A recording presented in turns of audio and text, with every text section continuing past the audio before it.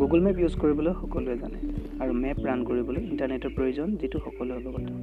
কিন্তু আজি মই আপোনালোকক দেখুৱাম ইণ্টাৰনেট নোহোৱাকৈ কেনেকৈ মেপ ইউজ কৰিব পাৰি। যিসকলে এই ট্ৰিকটো জানে তেওঁলোকৰ বাবে নহয়, আৰু যিসকলে নাজানে সেইসকলে আজি মোৰ এই ভিডিঅ'টোৰ পৰা বহুত অনুপ্ৰাণিত হ'ব। চ' বলক ভিডিঅ'টো আৰম্ভ কৰোঁ।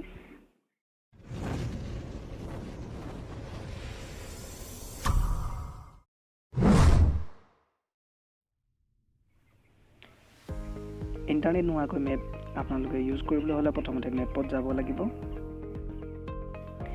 মেপত গৈ কি কৰিব, আপোনালোকে সোঁ চাইডে ওপৰৰ কৰ্নাৰত যিটো আইকন দেখিবলৈ পাইছে তাত ক্লিক কৰিব।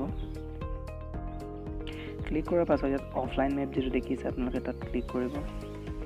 অফলাইন মেপ ক্লিক কৰাৰ পাছত আপোনালোকে ইয়াত নিজৰ যিটো এৰিয়াৰ আপোনালোকে নেভিগেশ্যন বিচাৰে সেইটো এৰিয়া এনেধৰণে জুম ইন জুম আউট কৰি ল'ব, যিমান ডোখৰ ঠাই আপোনালোকৰ দৰকাৰ হৈছে। তাৰ পৰা আপোনালোকে ডাউনলোড কৰি দিব।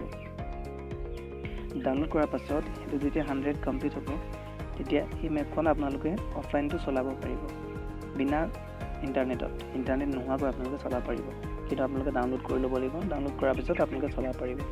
এয়া চাওক, মই নেট অফ কৰি দিছোঁ। নেট অফ কৰাৰ পাছত যিডোখৰ এৰিয়াৰ মই ডাউনলোড কৰি ল'লোঁ সেইডোখৰত জাষ্ট ক্লিক কৰি লওঁ। ক্লিক কৰাৰ পাছত আপোনালোকে ইয়াত য'লৈ যাব বিচাৰে তাত আপোনালোকে জাষ্ট টাইপ কৰি দিলেই হৈ গ'ল।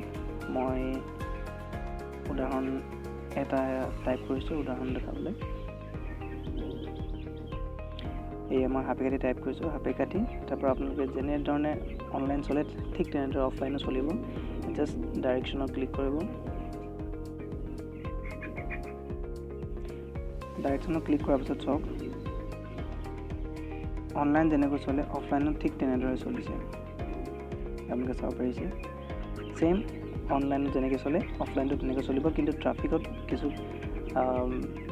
ৰিয়েল ট্ৰাফিকটো আপোনালোকে নেদেখিব, কিন্তু হ'লেও আপোনালোকে নেভিগেশ্যন পাই থাকিব। কাৰণ কিছুমান জেগাত এনেকুৱা হয় য'ত আপোনালোকে নেটৱৰ্ক নাথাকে। নেটৱৰ্ক আপ ডাউন হোৱাৰ বাবে আপোনালোকৰ যেনি তেনি আপোনালোকক দেখুৱাই দিয়ে। নেভিগেশ্যনটো যিফালে সঠিক নেদেখুৱাই আপোনালোকক, সেইটো কাৰণে বহুত খেলি মেলি হয়। অফলাইন যদি ডাউনলোড কৰিলে আপোনালোকে বহুত সুবিধা হয়। চ' ভিডিঅ'টো ইমানেই। ধন্যবাদ থাকিল আপোনালোকক ভিডিঅ'টো চোৱাৰ বাবে, আৰু মোৰ চেনেলটো ছাবস্ক্ৰাইব কৰি দিব যাতে এনেধৰণৰ ভিডিঅ' আপোনালোকে পাবলৈ। ধন্যবাদ।